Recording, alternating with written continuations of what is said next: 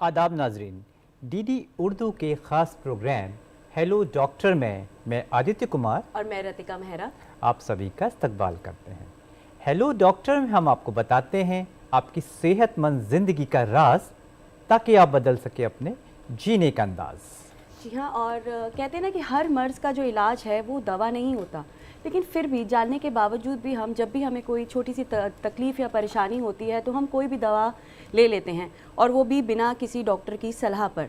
क्या आप जानते हैं कि जो दवाओं का इस्तेमाल हम करते हैं या पेन किलर्स का इस्तेमाल हम करते हैं, ये हमारे जिस्म के जो बॉडी ऑर्गन्स हैं वो उस पर भी असर डाल सकता है।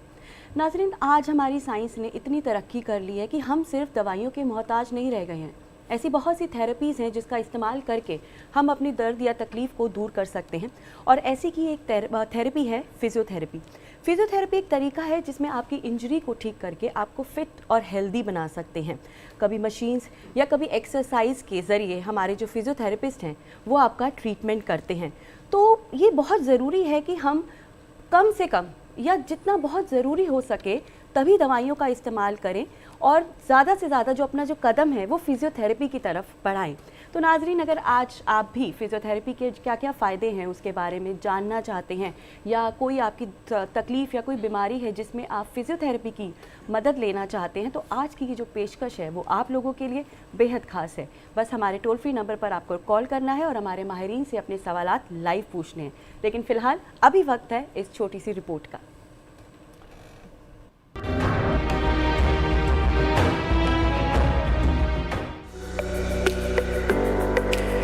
नाजरीन, कोई भी चोट, बीमारी और माजूरी हमारे कामकाज करने के रोजाना के रूटीन और हमारी नक्लो हरकत को रोक सकती है और हमारी जिंदगी को मुतासिर कर सकती है। इस मुश्किल सूरत हाल से निजात हासिल करने के लिए हमें फिजियोथेरेपी की मदद लेनी पड़ती है। जब जिस्म का कोई हिस्सा चोट, बीमारी और माजूरी से मुतासिर होता है तो फिजियोथेरेपी इसे हरकत देकर उसके मामूल के अफ़ाल बहाल करने में मदद करती है। फिजियोथेरेपी एक बाकायदा साइंस पर मबनी फन है जिसमें फर्द की सेहत को एक इकाई के तौर पर देखा जाता है और मरीज की मुख्तलिफ तरीकों से मदद करने की कोशिश की जाती है।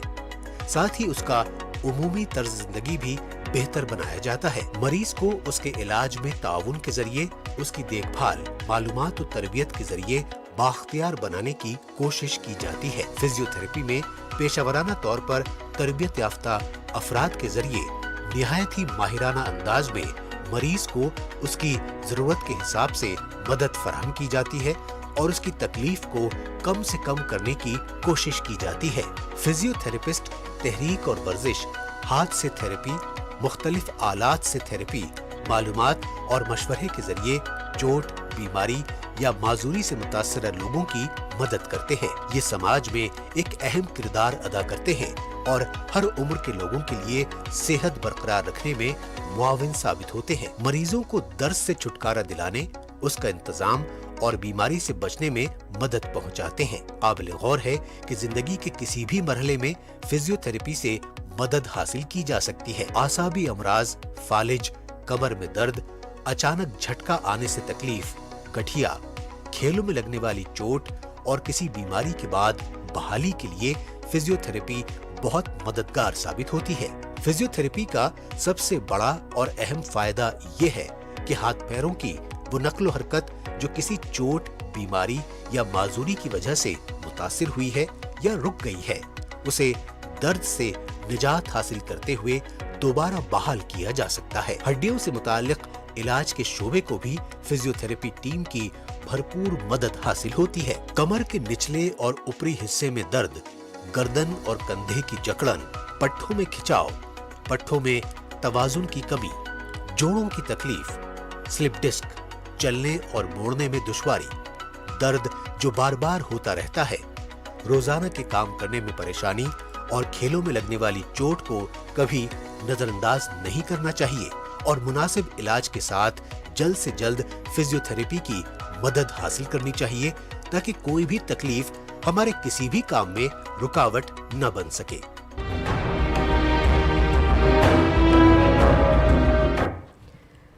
तो आइए जानते हैं हमारे फिजियोथेरेपिस्ट से कि क्या क्या फ़ायदे हैं फिजियोथेरेपी के, किन किन कंडीशन में हमें फिजियोथेरेपी का इस्तेमाल करना चाहिए और ये कैसे काम करती है और कब पड़ती है एक फिजियोथेरेपिस्ट की ज़रूरत। और इन्हीं सभी सवालों के जवाब देने के लिए आज हमारे साथ स्टूडियो में है कुछ खास एक्सपर्ट्स। तो आइए पहले आपका उनसे तारुफ करवाते हैं। जी हाँ, इन्हीं सब मौजूदात पे बातचीत करने के लिए आए हुए अपने एक्सपर्ट से आपका तारुफ करवाते हैं। हमारे पहले एक्सपर्ट हैं मिस्टर आशीष। आप एम्स के ट्रॉमा सेंटर में फिजियोथेरेपिस्ट हैं, आपका खैर मकदम है। हमारे दूसरे एक्सपर्ट हैं उमेर खान, आप भी फिजियोथेरेपिस्ट हैं, आपका वेलकम है। अस्सलाम वालेकुम। हमारे तीसरे एक्सपर्ट हैं डॉक्टर नरेश अग्रवाल, आप ऑर्थोपेडिक सर्जन हैं, आपका भी खैर मकदम है डॉक्टर साहब। मेरा पहला सवाल मिस्टर आशीष आपसे है, फिजियोथेरेपी कहते किसे, हमें आसान शब्दों में बताएं। आम जनता के लिए अगर कहा जाए, जिसको कि आम भाषा में भौतिक चिकित्सा कहा जाता है, एक ऐसी मेडिकल साइंस है जिसमें हमारे शरीर के बहुत सारे मर्जों का इलाज बिना दवाइयों के मैनुअल थेरेपी, एक्सरसाइज एवं इलेक्ट्रोथेरेपी द्वारा किया जाता है। तो इन 3 शब्दों में अगर कहना चाहें तो यही फिजियोथेरेपी है, manual therapy, exercise therapy and electrotherapy. Manual means हाथ से की जाती है, हाथ से की जाने वाली हाँ, ट्रीटमेंट। और दूसरा क्या बताया आपने? इलेक्ट्रोथेरेपी और एक्सरसाइज थेरेपी। जो उसमें मशीन का इस्तेमाल करते हैं। इलेक्ट्रोथेरेपी में हमारे पास कई प्रकार की मशीनें होती हैं, तो वो अलग अलग कंडीशंस के हिसाब से हम डिसाइड करते हैं कि किस मरीज पर किस चीज़ का इस्तेमाल किया ज़रूरत के जाएगा। मुताबिक डिसाइड। बिल्कुल। डॉक्टर उमेर, ये हम समझ रहे हैं कि जो आज फिजियोथेरेपी है वो हर एक कंडीशंस में काम करती है। पहले और आज में जिस तरह से चेंज आया है फिजियोथेरेपी को लेकर, तो अगर हम कंडीशंस की वैसे बात करें तो लाइफस्टाइल जो है हमारा जी, वो कितना बड़ा मैटर करता है, ये सब तकलीफ़ों की क्या वजह है, कितना बड़ा मतलब एक रीज़न है हमारा लाइफस्टाइल? बिल्कुल। देखें, अगर कुछ दिनों पहले या कुछ सालों पहले लोग रूबरू नहीं थे फिजियोथेरेपी से, अब 21st सेंचुरी में जो कि लाइफस्टाइल बहुत अलग है और एक सबसे बड़ा मुतासिर जो चीज़ें हुई वो लाइफस्टाइल में मोबिलिटी, काम करना, फिज़िकल एक्टिविटी और उसी से रिलेटेड जो चीज़ें हैं, जैसे ऑर्थोपेडिक कंडीशन में जो कि ये शो डेडिकेटेड है। ऑर्थोपेडिक कंडीशंस में हमारे पास स्केलेटल सिस्टम है, जैसे बोन्स है और मसल्स है। उनका सबसे बड़ा इम्पॉर्टेंट चीज़ है कि वो इनफ एक्टिविटी नहीं है, बराबर काम नहीं करता, या स्ट्रेंथ मेंटेन नहीं है, उसकी वजह से इन्फ्लुएंस होता है पोस्चर। पोस्चर के अलावा वो ये बेसिक चीज़ें हैं जो कि इम्प्रूव शुरुआत में होती है, वहीं से चालू होता है प्रॉब्लम। और अगर यंग लोगों में आप देखो तो मसल इम्बैलेंसेस बहुत कॉमन इन दिनों में है। तो अगर फिजियोथेरेपी में देखा जाए तो इन्हीं सब चीज़ों से शुरू से आखिर तक के कंडीशंस में सबसे पहला कॉजिंग फैक्टर हम लोग कैलकुलेट करते हैं मसल इम्बैलेंसेस। और ये एक चीज़ है कि जिससे आप अवॉइड कर सकते हो, जो फोर्सेस है, एक्सरसाइज फोर्सेस है, वो कमी होने के वजह से जो इश्यूज़ है उसी को बैलेंस करने के लिए फिजियोथेरेपी का बहुत बड़ा इंपॉर्टेंट रोल है। और ये हर ऑर्थोपेडिक कंडीशंस में बहुत कारीगर है। बिल्कुल बिल्कुल, जैसे कि आपने बताया। डॉक्टर नरेश, आपका रुख करना चाहेंगे। डॉक्टर साहब, आजकल हम लोग आमतौर पे देखते हैं अपने घरों में लोग आड़े तिरछे बैठते हैं या उनके पोस्चर बैठने का तरीका सही नहीं होता है। तो कितना बड़ा रोल है, क्या इंपॉर्टेंस है पोस्चर्स का डॉक्टर साहब? और दूसरा, ये इम्बैलेंस की बात की डॉक्टर उमेर ने, इसके बारे में भी हमें बताएं। पोस्चर का और आजकल जो कॉमन हो गया है बैक एक और गर्दन की सर्वाइकल स्पॉन्डिलोसिस की जो पेशेंट्स आ रहे हैं, उसका पोस्चर से बहुत बड़ा रिलेशन है। स्पेशली पैंडमिक के बाद हम अपने बच्चों में भी देख रहे हैं, लोग लेटे हुए हैं, लेट के अपना ऑफिस वर्क कर रहे हैं, बच्चे अपनी पढ़ाई कर रहे हैं।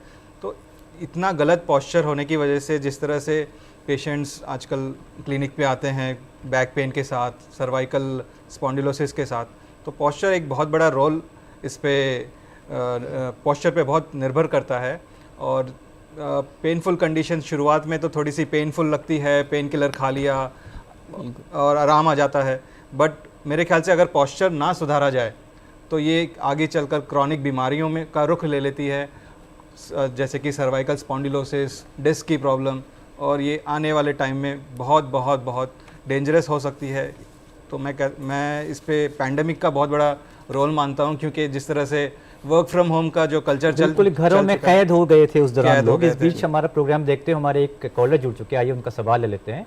बहुत बहुत इस्तकबाल है आपका हमारे प्रोग्राम में, अपना सवाल पूछिए। नमस्कार। हेलो। हेलो। हाँ, आपको अगर मेरी आवाज़ आ रही है तो अपना सवाल पूछिए। हेलो। हाँ जी नमस्कार, अपना सवाल पूछिए, हमारे प्रोग्राम में आपका इस्तकबाल है। हाँ, नमस्कार डॉक्टर साहब। हाँ जी नमस्कार। ये हम पोलियो पेशेंट हैं, नितिन अग्रवाल नाम है मेरा। हाँ जी। तो मसल्स में पावर कैसे आ सकती है? डे बाय डे वो सेल्स जो है डे बाय डे डिजनरेट होते हैं, तो क्या स्टेम सेल्स के द्वारा जाके इंजेक्ट करके वो पावर आ जाएगी? आप लाइन पे बने रहिए, मैं डॉक्टर नरेश का रुख करना चाहूँगा। डॉक्टर साहब अगर अच्छा डॉक्टर मिस्टर उमर अगर आप बताना चाहें। जी जी, अगर देखिए फिजियोथेरेपी का रोल पोलियो में मसल से मुताल्लिक है। सबसे बड़ा इशू है, हमने जो अभी बात किया मसल इम्बैलेंस। एक पैटर्न ऑफ मसल जो है वो टाइटनेस होती है, लेकिन सबसे बड़ा कॉम्प्लिकेशन यहाँ है कि उस मसल को या बैलेंस को मेंटेन रखना, उसके लिए स्ट्रेंथनिंग है, रिलीजेस है, जो कि क्योंकि क्या होता है कि अगर मसल इम्बैलेंस है, टाइटनेस है, तो वो कॉम्प्लिकेट कर सकता है। जैसे आप अगर सीधा नहीं चल रहे हैं तो सामने के मसल्स हो या ऊपर के मसल्स हो, सब इन्फ्लुएंस, जिस तरह हम लोग पोस्चर में बात कर रहे हैं तो ऊपर के तरफ भी इन्फ्लुएंस करता है। तो वो एक तो इवैल्यूएशन के ज़रिए हम वो मसल इम्बैलेंसेस को हम लोग इवैल्यूएशंस के साथ में जो जिस तरह की फाइंडिंग रहे, चाहे वो टाइटनेस है या वीकनेस है, उसको हम लोग बहुत तरीके से मेंटेन कर सकते हैं। एंड अगेन कुछ मशीन्स है जिससे आप अपना मसल्स का जो एक्टिविटी है वो मेंटेन कर सकते हैं। ओके। एडिशन कर सकते तो डॉक्टर नरेश, अगर यही सेम हम इस पे आपकी राय जानना चाहें तो आप क्या कहना चाहेंगे इस सवाल पे? पोलियो एक बेसिकली बचपन की बीमारी है और इसका इलाज जब अब अडल्ट होने के बाद जब इसका इलाज पे आते हैं तो मसल इतने वीक हो जाते हैं कि किसी तरह की एक्सरसाइज से तो इसका इलाज संभव लेकिन नहीं हो पाता। नरेश जी, डॉक्टर नरेश, अगर हम बात करते हैं पोलियो की, तो हम देखते हैं बचपन में ही ये शुरुआत इसकी हो जाती है। तो अब जैसे एक आप ऑर्थोपेडिक सर्जन हैं, तो हम देखते हैं जो हमारी जो जॉइंट्स हैं, बच्चों की जो लेग्स हैं, वो टेढ़ापन आ जाना, तो क्या फिजियोथेरेपी की मदद से क्या हम उसको सीधा कर सकते हैं, उसको लेवल कर सकते हैं ताकि उनको चलने में आसानी हो और वो सही तरह से चल पाएँ? पोलियो में मेरे ख्याल से फिजियोथेरेपी से, एक्सरसाइज से टेढ़ेपन को तो नहीं सीधा कर सकते, लेकिन चाल में डेफिनेटली बहुत फ़र्क पड़ता है, चाल बेटर हो सकती है। एंड इसके कई तरह के ब्रेसेस आते हैं जिसकी मदद से पेशेंट सीधा चल सकते हैं। पोलियो में सबसे ज़्यादा घुटने पे जोर आता है और घुटने को दबा दबा के चलने का एक चलन हो जाता है। उसके कई तरह के ब्रेसेस, पट्टे आते हैं जिससे पहन के एक नॉर्मल चाल दी जा सकती है। कई सर्जरीज होती है जोड़ों की और मसल्स को आगे से पीछे शिफ्ट किया जाता है जिससे नॉर्मल चाल आ जाती है। पर मैं कहना चाहूँगा कि पोलियो हमारे देश में बहुत बहुत कम हो चुका है और पोलियो की वैक्सीन उसका एक बहुत बड़ा कारण है। हमारी भारत सरकार के अथक प्रयासों से स्वास्थ्य मंत्रालय ने भारत को पोलियो मुक्त घोषित कर दिया, जो बहुत ही खुशी की बात है। आशीष जी आपका रुख करना चाहेंगे। आशीष जी हमें ये बताएं कि अगर हम फ्रोजन शोल्डर का बड़ा जिक्र आता है, ये होता क्या है और ये मसल इम्बैलेंस का बार बार जिक्र आया है, उस बारे में भी हमें बताएं। फ्रोजन शोल्डर अगर आम भाषा में मैं अगर कहूँ तो आजकल ये देखा जाता है किसी का भी कंधा अगर जकड़ना शुरू होता है तो उसे आम भाषा में लोग फ्रोजन शोल्डर कह देते हैं, पर वास्तव में कंधा जकड़ना फ्रोजन शोल्डर नहीं है। ओके। तो सीरेक्स के द्वारा इसकी एक परिभाषा दी गई। हर जोड़ की एक कैप्सुलर पैटर्न होता है, क्योंकि हमारा जो जोड़ है उसमें एक लिगामेंट है, इसको हम कैप्सूल कहते हैं। तो हमारे एक जोड़ में कैप्सुलर पैटर्न होता है जो कि हर जोड़ का एक अलग अलग है। तो सीरेक्स के अनुसार अगर आपकी मूवमेंट की रेस्ट्रिक्शंस उस कैप्सुलर पैटर्न में है तभी आप फ्रोजन शोल्डर के पेशेंट कहलाए जाएंगे। जो कि क्या है, एक्सटर्नल रोटेशन माना आपके हाथ की ये मूवमेंट, उसके बाद आपके हाथ को पीछे ले जाने वाली मूवमेंट और उसके बाद हाथ को उठाने की मूवमेंट। अगर इस पैटर्न में आपकी मूवमेंट की रेस्ट्रिक्शन है तो तभी हम कहेंगे रुकावट आ रही है, अकड़न एक प्रकार से। अगर इस पैटर्न में है सबसे ज्यादा इस मूवमेंट में, उसके बाद इसमें और देन पीछे ले जाना, अगर इसी क्रम में अगर आपकी जकड़न है तो आप कहलाए जाएंगे कि आप फ्रोजन शोल्डर के मरीज हैं। अच्छा। तो इसमें क्या होता है, इसके 3 फेजेस हैं जिसको कहा जाता है फ्रीजिंग, फ्रोजन एंड थोइंग। तो जो फ्रीजिंग फेज है इसमें पेशेंट को दर्द शुरू होता है और धीरे धीरे कंधे में जकड़न आनी शुरू होती है। तो इसमें जब जैसे ही पेशेंट दूसरी स्टेज में पहुंचता है तो उसकी रात की नींद बहुत खराब होनी शुरू हो जाती है और जकड़न और ज़्यादा बढ़ने लगती है और दर्द बढ़ता है। और जो हमारी तीसरी स्टेज है उसमें धीरे धीरे दर्द खत्म हो जाता है, पर हमारी रेंजेस कुछ हद तक बढ़ सकती है और नहीं भी बढ़ सकती, पर पेशेंट का दर्द काफ़ी हद तक समाप्त हो जाता है। अच्छा। तो एक पेशेंट को जब भी कंधे में दर्द और जकड़न शुरू होती है तो उसे एक बार ज़रूर अपने डॉक्टर साहब, फिजियोथेरेपिस्ट अभी आप कह रहे हो कि स्टेजेस 1 बाय 1 आती है, पहली दूसरी तीसरी, तो इस दौरान बीमारी आगे बढ़ रही होती है या कम हो रही होती है? नहीं, ये बढ़ रही होती है, बढ़ रही होती है। तो क्योंकि इसके प्रोग्रेसिव स्टेज है, एक बढ़ते क्रम में है ये, बढ़ते क्रम में। तो फ्रीजिंग देन फ्रोजन, पूरा कंधा जब जकड़ तो जाता फिर है हम समझे कि ये सर्जरी की तरफ ये इशारा। मामला मतलब इशारा कर रहा है। इसे सर्जरी की तरफ तो मैं नहीं कहूँगा, Okay. क्योंकि पेशेंट को ज़्यादा परेशान उसका दर्द करता है। धीरे धीरे पेशेंट कई बार ऐसा सीख जाते हैं कि उस हाथ को ना इस्तेमाल करके वो किसी और तरीके से अपने काम करने लगते हैं। ऑप्शन तो पेशेंट को जब तक दर्द रहता है तब तक वो ज़रूर समझता है कि इसे निकाल दिया जाए या कुछ हो, पर फ्रोजन शोल्डर के केसेस में आमतौर पर कोई सर्जरी नहीं की जाती है।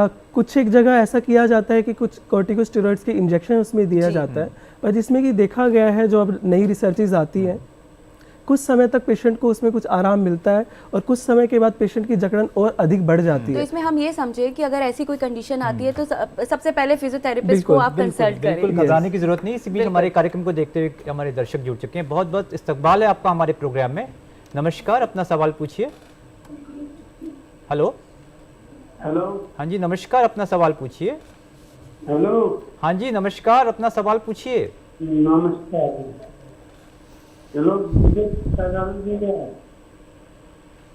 हेलो हाँ, सवाल पूछिए। अब हम आप फालिस का, अच्छा फालिस की अच्छा पैरालिसिस की दिक्कत है, तो मैं डॉक्टर उमर आपका पूछना चाहूँगा, डॉक्टर उमेर से पूछना चाहूँगा। जी, फालिज में पहले तो कॉजिंग फैक्टर्स है, या तो ट्यूमर की वजह से कोई नस दबी है जी। सेकंड ब्लड प्रेशर की वजह से, और भी कुछ कॉजेज हो सकते हैं, लेकिन बात करेंगे हम लोग अगर फिजियोथेरेपी की तो अगर पैरालिसिस होता है तो डिपेंडेंसी बहुत बढ़ती है। मतलब हर चीज़ के लिए आपको किसी ना किसी रिजल्ट्स कैसे रहते हैं असिस्टेंस, फिजियोथेरेपी के रिजल्ट्स कैसे रहते हैं? जी जी जी, वही आगे अगर बात करें तो पैरालिसिस मतलब वीकनेस होता है, एक साइड हो सकता है या दोनों हाथ पैर ऊपर के हो सकते हैं, लोअर, जिसको डायप्लेजिया बोलते हैं, मोनोप्लेजिया बोलते हैं। उसमें आपके बहुत सारे टेक्निक्स है जिसमें आपका बैलेंस सुधारा जाता है, आपके मूवमेंट पैटर्न सुधारे जाते हैं। बिकॉज सबसे इंपॉर्टेंट है कि जब आप एक मसल बाय मसल या जॉइंट बाय जॉइंट आप कंट्रोल लूज करते हैं, तो कुछ ऐसे टेक्निक्स है जैसे जॉइंट कंप्रेशन हो गया, जॉइंट डिस्ट्रैक्शन हो गया, मसल के टोन को बढ़ाना। जैसे आप शुरुआत में अगर देखो तो स्पाइनल शॉक एक दौर है उसमें जिसमें आपके मसल्स बहुत लूज होते हैं। बिल्कुल। अब उसमें फैसिलिटेटरी टेक्निक बोलते हैं जिसमें आप कंप्रेशन से टोन बढ़ता है। तो ये कोई मेडिसिन तो नहीं कर सकता। मेडिसिन आपके शुरुआती दौर में आपको कॉम्प्लिकेशंस में सुधार कर सकते हैं कि वर्सन ना हो ब्लड प्रेशर। यहाँ पे फिजियोथेरेपी का बहुत इंपॉर्टेंट इसमें रोल है कि आप तरीके से काम कर पाए। जैसे PNF पैटर्न बोलते हैं, प्रोप्रियोसेप्टिव न्यूरो फेलिसिटेशन टेक्निक बोलते हैं।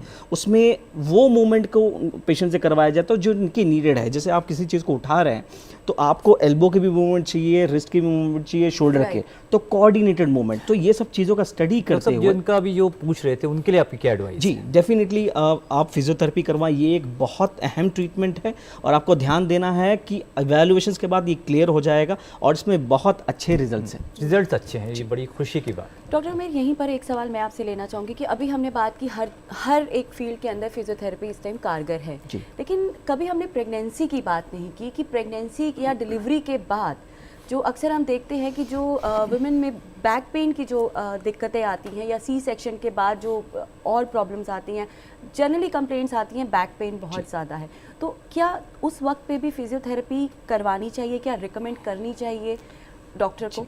जी डेफिनेटली सबसे बड़ा इंपॉर्टेंट चीज़ ये है, ये सबसे बड़ा नेग्लेक्टेड पार्ट है। यूजुअली कोई भी लेडीज़ उनको बैक पेन है, पोस्चर हम लोग इतना बात कर रहे हैं कंटिन्यूसली, सबसे बड़ा जो फैक्टर है जिसमें लेडीज़ को बहुत कॉम्प्लिकेट कर जाता है जो कि LACS बोला जाता है, लोअर सेगमेंट सिजेरियन सेक्शन। उसमें सर्जरी के बाद एक सबसे कम यूजुअली नॉर्मल लोगों में भी जिसको बोलते हैं डायसिस रेक्टाई। डायसिस रेक्टाई की अगर निशानियाँ देखें तो फीमेल्स में यूरिनरी इनकॉन्टिनेंस होता है और उसके अलावा इंग्वाइनल हर्निया वगैरह भी। बट ये वो बहुत लेट फैक्टर है। आपको कंसीडर यहाँ करना है कि डायसिस रेक्टाई को कंसीडर करना है कि जो पेट के मसल्स हैं उसके एक्सरसाइज चालू करें और इन लेडीज़ ये स्पेसिफिक चीज़ है। बाकी दूसरों में भी अगर आप फोकस कर रहे हैं तो पोस्चर और स्ट्रेंथनिंग पे ही फोकस करना है आपको। यही सेम सवाल डॉक्टर नरेश आप भी शायद कुछ कहना चाहते हैं इसमें? कुछ ऐड करना चाह रहे हैं डॉक्टर साहब? मेरे पास जो मरीज़ आते हैं प्रेगनेंसी के बाद, स्पेशली सिजेरियन सेक्शन के बाद, कमर दर्द के साथ काफ़ी लेडीज़ आती है और वो कहती है कि हमारे कमर में एक इंजेक्शन लगा था जी, उसके बाद दर्द रह गया। सारा ब्लेम जो है वो बेचारे छोटी सी सुई पे डाल के उसको बैक एक का सबसे मेजर कारण उस पर बता देते हैं। बट मैं इस पर कहना चाहूँगा सबसे मेजर जो कारण होता है बैक एक का post pregnancy, posture, lack of calcium, lack of vitamin D होता है। तो पॉस्चर एक बहुत बड़ा कारण है। आई थिंक फिजियोथेरेपी इसमें बहुत हेल्प कर सकती है। बिल्कुल, पॉस्चर्स का तो बहुत इंपॉर्टेंट रोल है। इस बीच हमारे एक दर्शक जुड़ चुके हैं। बहुत बहुत इस्तकबाल है आपका हमारे प्रोग्राम में। आप कहाँ से बात कर रहे हैं? हेलो जी, वेस्ट बंगाल से। हाँ, आपका स्वागत है, वेलकम है आपका। अपना सवाल पूछिए, अपना सवाल पूछिए। हेलो, अगर आपको मेरी अपने टीवी का वॉल्यूम, अगर आप टीवी की आवाज कम कर देंगे तो हमको बेहतर तरीके से सुन पाएंगे, क्योंकि हमारी आवाज इको हो रही है। अच्छा ठीक सर, कम कर दिए। जी, अपना सवाल पूछिए। Sir hello. हाँ जी, आप कहाँ से बोल रहे? वेस्ट बंगाल में? जी कर दिए। हेलो। अच्छा, हाँ जी, सवाल पूछिए आप। हाँ सर। सवाल जी सर, कलकत्ता आसनसोल से सर। जी जी, हमने समझ गए। अपना सवाल पूछिए, आपका इस्तकबाल है। सर, हम पिताजी रोजा रखते हैं, उसका प्रेशर है। ठीक है। और थायराइड है। थायराइड की भी दिक्कत है, ठीक है सर। हाँ, रोजे में है और उनको थायराइड की दिक्कत है, ये आपने पूछा। सवाल क्या है आपका? सवाल की रोजा रख सकते कि नहीं? अच्छा, रोजा रख सकते हैं कि नहीं। आशीष जी आपसे ज़्यादा बता पाएंगे इसके बारे में। डॉक्टर आप नरेश, बताइए कि वो रोजे रख सकते हैं नहीं थायराइड की प्रेशर दिक्कत?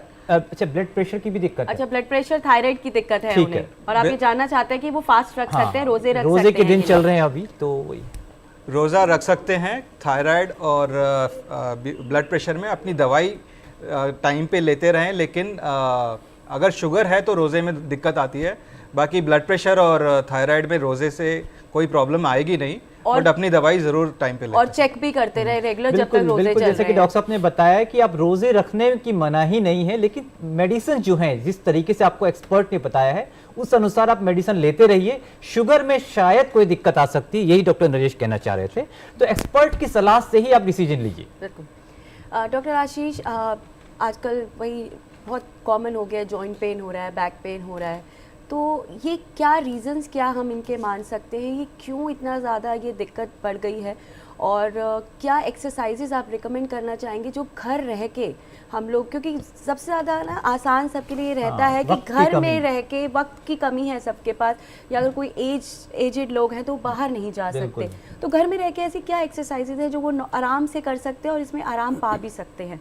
बिल्कुल, ये बहुत एक महत्वपूर्ण सवाल है।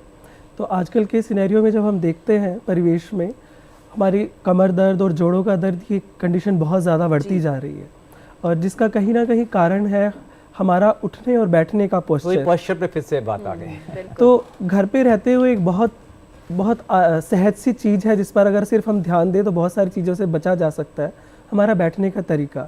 तो देखा जाता है कि बच्चे या बड़े जब घर में बैठकर कुछ पढ़ रहे होते हैं तो बिस्तर पर बैठकर पढ़ना या लेटकर पढ़ना ये वो पोटैटो बहुत, काउच बन जाते हैं। हाँ, और आजकल रिक्लाइनर्स का यूज़ बहुत बढ़ गया है, या फिर बीन बैग्स में बैठना, जो कि हमारे पोस्चर को बहुत अधिक बिगाड़ देता है, हमारे एक नॉर्मल स्पाइन के पोस्चर को एकदम रिवर्स कर देता है। आपने उसकी बीन बैग या उसकी बात की, तो एक और भी चीज़ होती है, लोगों को ये भी लगता है कि मैट्रेसेस जो होते हैं वो, उसका भी एक बहुत बड़ा रोल बहुत होता बड़ा है। हार्ड होने चाहिए, सॉफ्ट होने चाहिए, कैसे बिल्कुल, होने छोटी चाहिए? बातें बिल्कुल। बड़ी इंपॉर्टेंट तो है। इन्हीं कुछ चीज़ों को मैं बताता हूँ कि अगर ये 3-4 चीज़ों का अगर ध्यान रखा जाए तो बहुत सारी चीज़ों से अपने आप ही बचा जा सकता है। तो ये ध्यान रखा जाए कि जब भी आप बैठते हैं या पढ़ रहे हैं, कुछ भी कर रहे हैं, तो बैठते वक्त आपकी पीठ का जो हिस्सा है वो पूरा का पूरा कुर्सी से सटा हुआ हो। आप कुर्सी से बहुत आगे आकर पढ़े या कंप्यूटर चलाएं, ऐसा ना करें। जब हम ऐसा करना शुरू करते हैं तो हमारी कमर की मांसपेशियों पर एक एक्स्ट्रा लोड जाता है, जो कि धीरे धीरे होते हुए फिर गर्दन पे, तो जिसकी वजह से हमारी गर्दन आगे की तरफ जाती है, जिसको आम भाषा में हम फॉरवर्ड हेड पोस्चर कहते हैं, आगे निकली हुई गर्दन। तो जिससे आसपास की मांसपेशियों में बहुत ज़्यादा तनाव आता है, और कुछ समय तक अगर वो तनाव इस तरीके से चलता है तो मांसपेशियों में कई प्रकार की अलग अलग बीमारियां आ जाती हैं। इनको आम भाषा हम लोग ट्रिगर पॉइंट्स कहते हैं, मायोफेशियल पेन सिंड्रोम्स कहते हैं। धीरे धीरे यही दर्द फिर गर्दन से सिर में जाना शुरू हो जाता है, हाथों में आना शुरू हो जाता है। तो इसलिए जब भी हम बैठे तो ये ध्यान रखा जाए, अपनी कमर को पूरा आप कुर्सी से सटा कर बैठे। बिल्कुल, पोस्चर्स का तो बहुत बहुत इम्पोर्टेंस ध्यान रखना है। दूसरा, आपने बड़ी उम्र के लोगों के लिए सवाल पूछा, तो मैं कहूँगा अधिकतर ये देखा जाता है कि जो बड़ी उम्र के हमारे परिवार में सदस्य होते हैं, उनका पूजा पाठ या नमाज आदि पढ़ना, इसका जो एक नित्य क्रम है वो कोशिश करते हैं कि हम नीचे बैठ के जमीन करें। पे बैठ के करें। तो मैं उनसे कहना चाहूँगा कि वो अगर उनके घुटनों में दर्द है या बढ़ती उम्र है तो वो अवॉइड करें, वो कुर्सी पर बैठकर भी ऐसा कर सकते हैं, बिल्कुल उसमें आराम से। कोई हर्जा नहीं है। बिल्कुल। मिस्टर उमेर, आपका ही रुख करना चाहेंगे। अमूमन होता यह है कि जैसे जैसे उम्र बढ़ती है दिक्कतें ज़्यादा पेश आती हैं। जी तमाम दिक्कतें हैं एज रिलेटेड, जी। जैसे कि आप डिमेंशिया ले लीजिए या फिर ऑस्टियोआर्थराइटिस ले लीजिए। इस तरह की दिक्कतों में क्या किस तरीके से फिजियोथेरेपी, क्योंकि दवाइयाँ खाते खाते बुजुर्ग लोग परेशान होते हैं, कई बार तो मना कर देते हैं, जी। किस तरह मदद करती है फिजियोथेरेपी? इसका भी एक स्टेज होता है। सबसे इम्पोर्टेंट है, पहली तो बात तो हम लोग सबसे ज़्यादा बात करते हैं प्रिवेंशन से। बिल्कुल। जहाँ पे स्टेज 3 स्टेज 4 पे पहुँच गया, वहाँ पे surgery is an only option, अच्छा। एक वही ऑप्शन है। उसके पहले अगर आप बात करो grade 1, grade 2, grade 3 is recommended. शुरुआती दौर पे जी बात जी, कर। शुरुआती दौर पे आपको तैयार रहना है कि आप सर्जरी अवॉइड कर पाए, कोई भी हो। सबसे कॉमन अगर बात करें लो बैक पेन, सर्जरी बहुत कॉम्प्लिकेट कर जाता है, बहुत लोगों को सर्जरी लगनी ऐसे स्टेज पे पहुंच जाते हैं जहाँ हमको सर्जरी लगती है। घुटने का ये 2 फैक्टर है। इसमें सबसे इंपॉर्टेंट है एक प्रिस्क्राइब एक्सरसाइज तो बहुत ज़रूरी नहीं है। घुटना पेन अगर हो गया, दर्द हो गया, तो इसका मतलब ये है कि सपोर्टिंग स्ट्रक्चर्स, सपोर्ट कौन कर रहा है, मसल्स कर रहा है, मूवमेंट कर रहा है। तो आपको ये जानना है कि आपका पहली बात तो मसल स्ट्रेंथ कम है, ओके, आपके घुटने की मोबिलिटी बहुत अच्छी नहीं है, बिकॉज कॉम्प्लिकेशन यहीं से बढ़ता है। जी। तो regular exercises, regular physical activity चालू रखना है। दूसरी बात, अगर पेन्स आ रहे हैं, दूसरे कुछ आ रहे हैं, तो चेक करना रहता है, या आप ऑर्थोपेडिक सर्जन या फिजिशियन या फिजियोस, अल्टीमेटली जो रोल है फिजियो का बहुत इंपॉर्टेंट है यहाँ पे।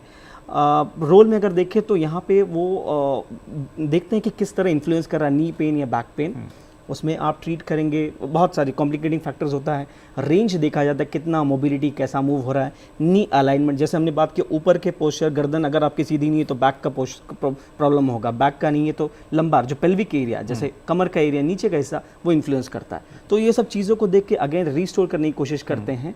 और एक्सरसाइज एक ऐसी चीज़ है जैसे जिस्म को गर्म रखने के लिए रखना बेहतर होता है। तो आप एक पेन जो है वो एक निशानी है कि सर्कुलेशन रिड्यूस्ड है, अगर सरल भाषा में बोले उसको, अगर कॉम्प्लिकेट बहुत तरह से कर बहाव सकते हैं। कम हो चुका जी, तो अगर आप देखिए मसाज अगर कोई करता है घर पे भी तो उनको अच्छा लगता है, बिल्कुल। क्योंकि वार्मथ है। तो कंटिन्यूस एक्सरसाइज आपके जॉइंट्स के लिए वो न्यूट्रिशन है, आपका ब्लड सर्कुलेशन बहुत अच्छा है, आपके जो पेन कॉजिंग फैक्टर्स है वो निकल जाते हैं सर्कुलेशन के साथ में, और मोबिलिटी और स्ट्रेंथ दोनों मेंटेन रहता है। तो ये सिर्फ नी के लिए नहीं, हर अंग जोड़ है, के ये लिए आप कहना कंसीडर चाह रहे हैं, करिए। डॉक्टर साहब, हमारे एक दर्शक जुड़ चुके, आइए उनका सवाल ले लेते हैं। बहुत बहुत इस्तकबाल है आपका हमारे प्रोग्राम में, अपना सवाल पूछिए। हेलो हेलो, अगर आप लाइन पे हैं तो अपना सवाल पूछिए। डॉक्टर नरेश, हेलो, सर आवाज आ रही है आपको? हाँ जी अब आ रही है। आप मैडम आप कहाँ से बोल रही हैं? सर मैं अहमदाबाद से बात कर रही हूँ। हाँ, बहुत बहुत इस्तकबाल है आपका हमारे प्रोग्राम में, अपना सवाल पूछिए मैडम। जी सर, एक्चुअली दरअसल मसला ये है कि ज़्यादा वॉक करने की आदत है, और ज़्यादा वॉक करने से ना डेली राइट हिप में पेन होने लग जाता है। अच्छा। तो और फिर वो रात को वही सोए, फिर नेक्स्ट डे दोबारा वॉक करें, दोबारा पेन हुआ।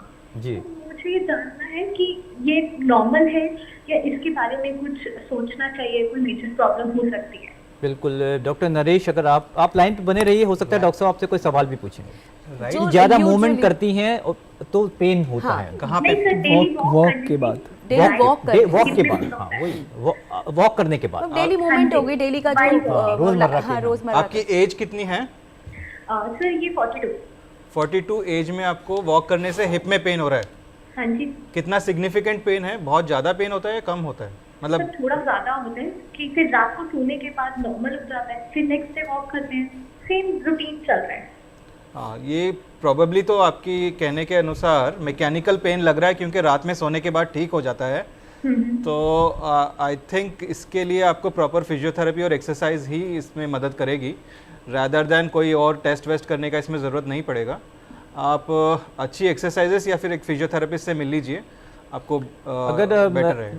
मतलब एक बार कंसल्ट मिस्टर उमेर, कुछ अगर आप जोड़ना चाहें तो आप जोड़ सकते हैं कि फिजियोथेरेपी की तरफ इशारा किया गया है। जी जी बिल्कुल। पहले तो हम लोग जानना चाहेंगे, बिकॉज फ्रिक्वेंटली एक्सरसाइज कर रहे हैं तो एक उसका भी पैटर्न होता है जिसको प्रिंसिपल बोला जाता है, फिट प्रिंसिपल। एक चीज़ और भी इसके अंदर है, जैसे इन्होंने कहा कि जो डेली ये रूटीन वर्क कर रही हैं उसके बाद जो है इनको पेन होता है, रात को आराम करने के बाद ठीक हो जाता है, पर हो सकता है कि जैसे इनकी एज है 40 प्लस इन्होंने बताया, तो सप्लीमेंट्स भी तो बहुत ज़रूरी होते हैं। जैसे अभी आपने प्रेगनेंसी में भी बताया कि विटामिन या कैल्शियम की कमी की वजह से ये प्रॉब्लम्स होती हैं, तो हो सकता है कि समटाइम्स डाइट अच्छी ना हो या सप्लीमेंट्स तरीके से ना उस एज क्योंकि के अभी हिसाब हमने से विटामिन डी का भी नाम जा लिया रहे था। हों और इसीलिए ये दिक्कत इनको ज़्यादा बढ़ रही हो।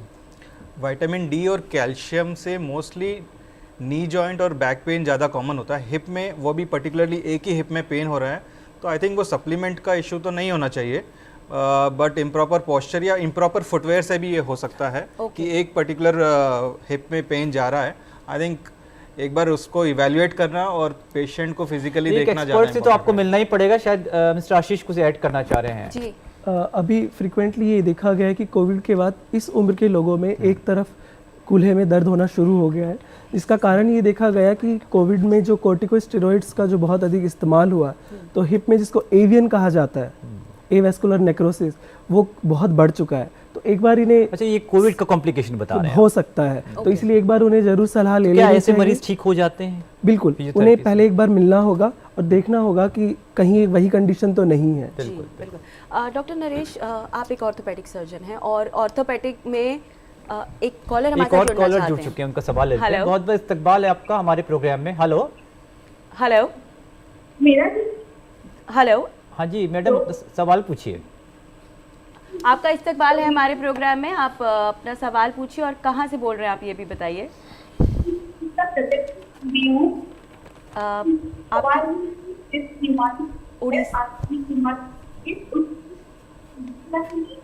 नहीं आप उड़ीसा से बोल रही हैं जी, अपना सवाल पूछिए।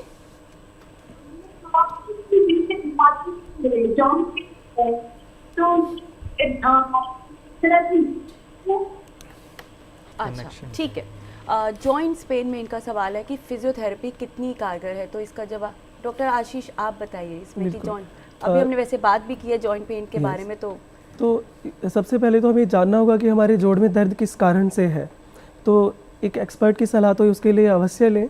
तो जब ये उनके पास जाएंगे तो जांच की जाएगी कि जोड़ में ये मांसपेशियों यहीं पे मैं की। आपको ये पूछना चाहूँगा कि सीधे फिजियोथेरेपिस्ट के पास जाना चाहिए या एक्सपर्ट के थ्रू फिजियोथेरेपिस्ट के पास जाना चाहिए? देखिए, दोनों है। एक पेशेंट डायरेक्ट फिजियोथेरेपिस्ट के पास भी जा सकता है, उसमें कोई दो राय नहीं है। अगर वो अपने ऑर्थोपेडिशियन के पास जा सकता है तो वहाँ से उन्हें वहाँ की रेफरल मिल सकती है, पर एक पेशेंट डायरेक्ट अप्रोच कर सकता है। जी तो आप इनके सवाल का हाँ, तो मैं उन्हें यही कहना चाहूँगा कि पहले तो उस दर्द का कारण जानना बहुत आवश्यक है, चाहे तो वो ऑर्थोपेडिशियन से उसकी जांच कराएं, चाहे फिजियोथेरेपिस्ट से कराएं। तो हमारे कुछ स्पेशल टेस्ट होते हैं जिनको क्लिनिकल टेस्ट भी कहते हैं। तो पहले उनसे हमसे पता लगाएं कि वो मांसपेशियों का दर्द है या उनको कोई इंजरी हुई है, उसकी वजह से लिगामेंट में कुछ है या स्वेलिंग, कुछ इन्फ्लेमेशन कुछ हो रही है। अगर ऐसा कुछ लगता है तो अगर खून की कोई या फिर अन्य कोई जांच करानी है, एक्सरा कराना है, तो उसके बाद देखा जाता है। तो मुख्य आप तो यही एक बार है। अपने फिजियोथेरेपिस्ट या अपने ऑर्थोपेडिक सर्जन की सलाह ले सकते हैं और जो भी टेस्ट है वो आप करवा के जो है उसको एक बार क्लियर करके फिर उसके बाद आप फिर एक्सरसाइज या जिस तरह से भी है वो आप आगे उस तरह जा सकते हैं। डॉक्टर नरेश, मैं आपसे ये जानना चाह रही थी कि आप एक ऑर्थोपेडिक सर्जन हैं और ऑर्थोपेडिक्स में स्पोर्ट्स इंजरी जो होती है आपका उसमें बहुत मेजर रोल रहता है, तो किस तरह की स्पोर्ट्स इंजरीज हम लोग देखते हैं होती है और किस तरह से उसमें फिजियोथेरेपी जो है इफ़ेक्टिव है? जी, स्पोर्ट्स इंजरी आजकल अपने देश में ही स्पोर्ट्स का इतना चलन बढ़ता जा रहा है, जिसे देखते हुए आजकल स्पोर्ट्स इंजरी बहुत ज़्यादा होने लगी है, स्पेशली नी और कंधे में। क्रिकेट में देखा गया नी में जैसे कि ACL लिगामेंट, PCL लिगामेंट, ये एक लिगामेंट्स हैं, अंदर घुटने की नसें हैं जो कि टूट जाती है एक पर्टिकुलर मूवमेंट में, स्पेशली क्रिकेट खेलते समय, फुटबॉल खेलते समय। विदेशों में तो ये बहुत कॉमन था, बट आजकल अपने देश में बहुत ज़्यादा होने लगी है, बिकॉज अपने देश में भी खेल की तरफ रुचि बहुत ज़्यादा बढ़ गई है। जी। अब इस तरह की चोट होने के बाद, लिगामेंट टूटने के बाद, तो डेफिनेटली सर्जरी का रोल है, बट यहाँ तक पहुँचा ही ना जाए इसके लिए फिजियोथेरेपी का बहुत अच्छा रिहैबिलिटेशन का रोल है, जिसमें अच्छी एक्सरसाइज करेंगे, प्रॉपर ट्रेनिंग, प्रॉपर कोचिंग रहेगी तो लिगामेंट नहीं टूटेगा, सर्जरी की ज़रूरत पड़ेगी ही नहीं। एक तो ये, दूसरा फिजियोथेरेपी का रोल आता है सर्जरी के बाद। सर्जरी करने के बाद फिजियोथेरेपी का बहुत इंपॉर्टेंट रोल है फंक्शनली वापस स्पोर्ट्स में जाने के लिए, मतलब वापस उसी लेवल पे पहुंचने के लिए फिजियोथेरेपी, फंक्शनल थेरेपी का बहुत ज़्यादा रोल है। और I think physiotherapy is very important in this situation. बिल्कुल मिस डॉक्टर उमेर, आप शायद कुछ कहना चाह रहे हैं, साथ में मैं इसमें एक सवाल भी जोड़ना चाहूँगा। फाइब्रोमाइल्जिया का अक्सर जिक्र आता है, ये कंडीशन होती क्या है और फिजियोथेरेपी के मरीज को किस तरह मदद कर सकती है? जी जी, पहले मैं आंसर करना चाहूँगा। ACL, जैसे सर ने बोला स्पोर्ट्स का रोल बात हो रही थी सर की एंड फिजियोथेरेपी की, ऑर्थो एंड सर्जरी की। पहली बात तो फिजियोथेरेपी का अगर रोल बात करें तो आजकल बहुत कॉमन है एज अ स्पोर्ट्स फिजियो आपको काम करना है कि जॉइंट स्टेबल रहे, जॉइंट स्टेबल और मसल स्टेबल है, वेल डेवलप्ड है, तो इंजरी बहुत हद तक आप अवॉइड कर सकते हैं।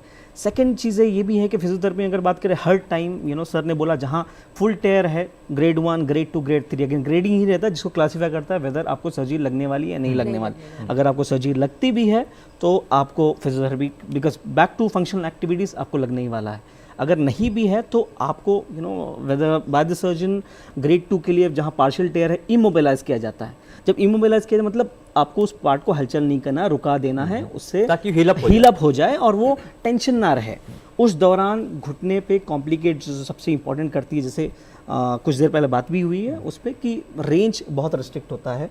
आपका जो मसल्स है, मसल्स का क्वालिटी बहुत ख़राब, जैसे मसल लॉस होता है, मसल के फाइबर्स लॉस होते हैं, टाइटनेस होता है, और मसल जो एफिशिएंसी है, जो अमाउंट ऑफ कॉन्ट्रैक्शन या काम करता है उसका बहुत चेंजेस आता है। तो उसी दौरान डे 1 से ही कुछ पहले तो पेन वगैरह जो होता है वो सबसाइड करने के लिए फिजियोथेरेपी का रोल है अलॉन्ग विथ ऑर्थोपेडिक ट्रीटमेंट।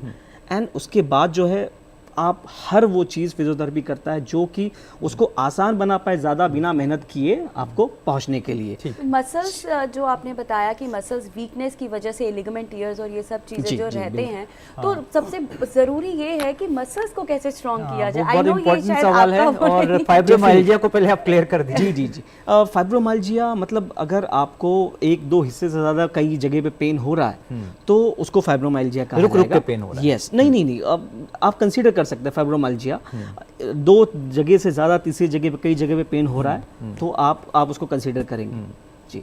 और फिजियोथेरेपी का रोल है तो अगेन इवैल्यूएशन बेस्ड ही होता है। तो रति के सवाल का आप जवाब दे दीजिए। फिर फाइब्रोमाइल्जिया पे मिस्टर आशीष इशारा कर रहे हैं तो इनके भी हम इनपुट ले लेंगे। नहीं, मैं तो बस यही जानना चाहती थी कि अगर हमारी मसल स्ट्रांग रहेंगी तो ये सारी दिक्कतें जो है बहुत जल्दी बल्कि आप इस तरीके से बताइए कि ताउम्र वो स्ट्रांग रहे, क्योंकि जी दिन बर दिन मसल कमजोरी होती है। अगेन पहली बात तो खाने में सभी का इस वक्त तो अच्छा है क्योंकि हाँ न्यूट्रिशनल डेफिशिएंसीज है, लेकिन उसके साथ में सबसे बड़ा मेन कॉज है मसल को अंडर डेवलप्ड रहना, मसल का डेवलपमेंट अच्छा नहीं रहना। उसका एक ही फैक्टर है फिजिकल एक्टिविटी, खेलकूद। जी राइट, और खेलकूद तभी कर सकते हैं जब हमारी मसल स्ट्रांग बिल्कुल, वाइस वर्सा। मिस्टर आशीष, हाँ, तो जैसा कि फाइब्रोमाइल्जिया पर बात चल रही थी, तो कोई भी कैसे समझे कि उन्हें फाइब्रोमाइल्जिया है। तो अगर शरीर में 18 पॉइंट्स क्राइटेरिया रखा गया है, 18 पॉइंट्स सिमेट्रिकली, अगर आपको बॉडी में 18 जगह दोनों तरफ बराबर दर्द अगर हो रहा है 18 पॉइंट्स पर, तो आप समझ सकते हैं, और ये सिर से लेकर एड़ी तक, तो आप कह सकते हैं कि आपको फाइब्रोमाइल्जिया है, जिसके बहुत सारे कारण हैं। ये अधिकतर 30 से 25 से 40 वर्ष की महिलाओं में अधिकतर पाया जाता है, और पुरुषों में भी है पर महिलाओं में इसके पाए जाने की टेंडेंसी ज़्यादा है। और इसके कई कारण हैं, न्यूट्रिशन डेफिशिएंसी, प्रॉपर स्लीप ना होना, पोस्चर खराब होना, एंग्जाइटी, ये सब फाइब्रोमाइल्जिया के कारण है। फिजियोथेरेपी में आप किस तरह इंटरवीन करते हैं? तो इसमें सबसे पहला जो ये रहता है कि पेशेंट की स्ट्रेंथनिंग बहुत इंपॉर्टेंट होती है, उसका न्यूट्रिशन और उसको अर्गोनोमिक एडवाइस, जिसको कहा जाता है पोस्चरल एडवाइस। अपने कर्म क्षेत्र पर रहते हुए, से कार्य व्यवहार में रहते हुए अपने पोस्चर को कैसे ठीक रखना है, वो बहुत इंपॉर्टेंट होता है। और सबसे महत्वपूर्ण चीज़, अगर पेशेंट जिसको ही फाइब्रोमाइल्जिया की दिक्कत है, अगर वो स्विमिंग शुरू करते हैं तो बहुत अधिक फ़ायदा उन्हें मिलता है। तो एक एक्सरसाइज का प्रॉपर प्रोग्राम, स्विमिंग और अपनी न्यूट्रिशन, अपनी नींद का अगर सही ध्यान रखा जाए, बेसिक जो चीजें हैं वो यहाँ पर भी लागू होती हैं। बिल्कुल। अभी हमारे प्रोग्राम का समय लगभग समाप्त हो चुका है। कम शब्दों में आप अपना संदेश, मैसेज हमारे ऑडियंस को क्या देना चाहेंगे? मेरी तरफ से मैसेज हमारी जनता के लिए यही होगा, अगर कोई भी दर्द आपको होता है तो आप अपने आस पड़ोस की सलाह ना लेकर एक एक्सपर्ट से ओपिनियन लें, तो आप उसकी प्रोग्रेसिव स्टेज से बचकर आप जल्दी ही उससे बाहर निकल सकते हैं। और पोस्चर एक बहुत इम्पोर्टेंट, महत्वपूर्ण हिस्सा है हमारे जीवन का, तो उसका आप बहुत अधिक ध्यान रखें। सोते समय एक जो लोगों की बहुत बड़ी मिथ है, बस मेरा एक ये मैसेज है कि तकिया नहीं लगाना चाहिए, हार्ड गद्दे पर सोना चाहिए। तकिया लगानी ही नहीं चाहिए। नहीं, ये एक मिथ है। अच्छा, मिथ है। ये बहुत बड़ी मिथ है, क्योंकि हमारे स्पाइन का एक पोस्चर है, अगर आप तकिया नहीं लगाते हैं तो आपकी गर्दन पीछे फॉल कर रही है, जो कि स्पाइन का एक नॉर्मल तो तकिया क्या मोटा होना चाहिए, तो पतला? हमारा तकिया ना तो बहुत अधिक मोटा, ना बहुत अधिक पतला, जितना हमारे कंधे से गर्दन तक का हिस्सा है, इतनी आपकी तकिए की विड्थ होनी चाहिए। ओके।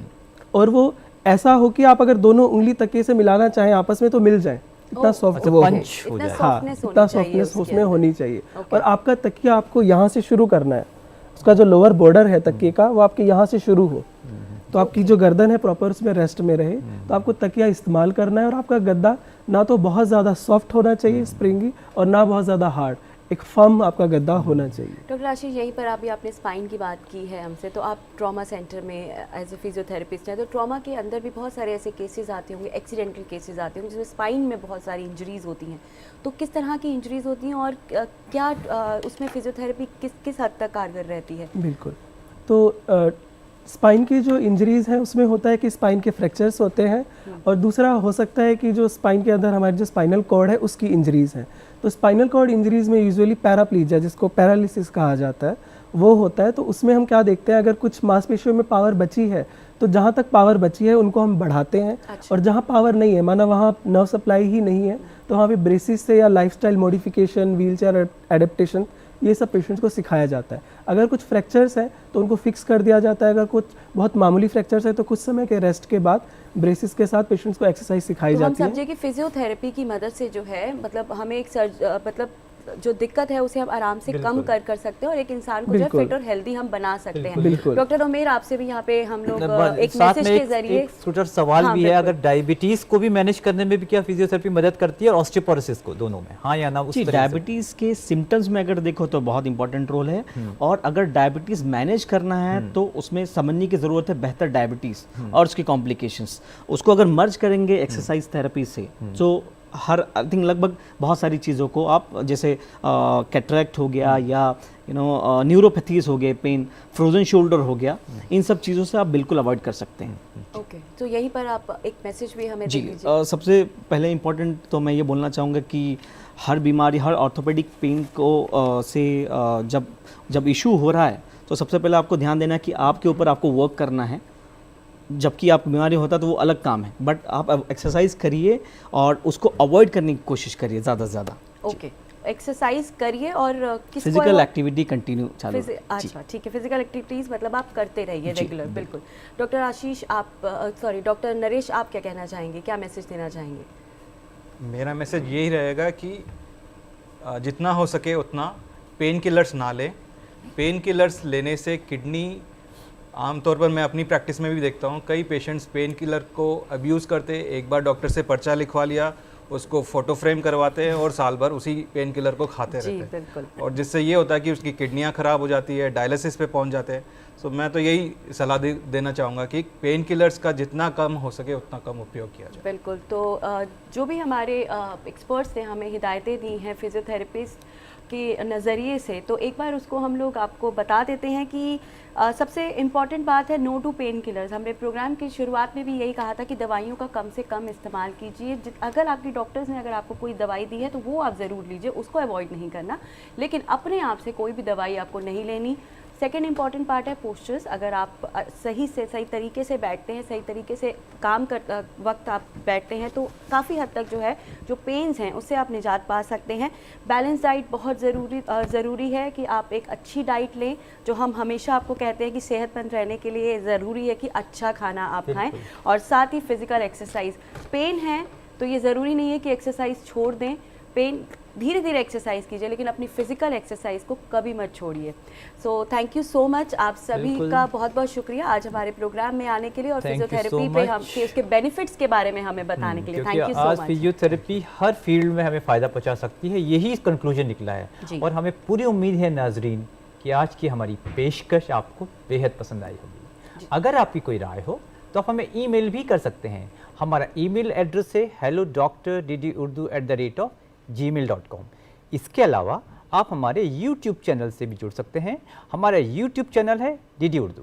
जी बिल्कुल, और आज हमने आपको बताया कि फिजियोथेरेपी के क्या क्या बेनिफिट्स हैं। अगले हफ्ते आपसे फिर मुलाकात होगी एक नए मौजू पर। और अब इजाज़त दीजिए रतिका मेहरा को और आदित्य कुमार को, और आपको छोड़े जाते हैं टिप ऑफ द वीक के साथ। आदाब।